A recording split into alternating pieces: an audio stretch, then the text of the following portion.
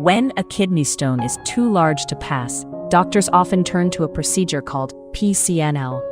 PCNL stands for Percutaneous Nephrolithotomy, removing a kidney stone through a small tunnel made in the back. It's usually recommended when stones are larger than 2 centimeters, very hard, branching, or blocking the kidney. Before surgery, doctors order a CT scan, blood tests, and a urine culture to make sure any infection is treated first.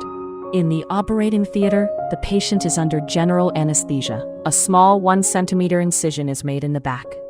Guided by X-ray and ultrasound, the surgeon makes a narrow tunnel into the kidney and passes a telescope-like scope through it. The stone is broken into small fragments using a laser or ultrasonic probe, and the pieces are removed through the scope. A thin drainage tube, or a stent, between kidney and bladder is often left in place for a short time afterwards. Most people stay in hospital for 2 to 4 days. Mild flank soreness and pink-tinged urine are common early on. Office work is usually possible in 1 to 2 weeks. Heavy lifting and strenuous exercise are avoided for around 4 weeks. Risks include bleeding, infection, and rarely injury to nearby organs. Choosing an experienced center lowers these risks. Kidney stones often come back.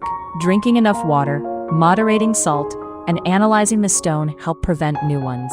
Alternatives like shockwave lithotripsy or flexible ureteroscopy may suit smaller stones. The right choice depends on your scan.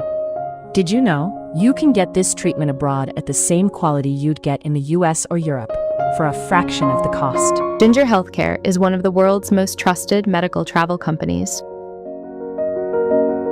It helps patients to find safe and affordable care in India, Thailand, Turkey, Singapore, Dubai, Malaysia, and more.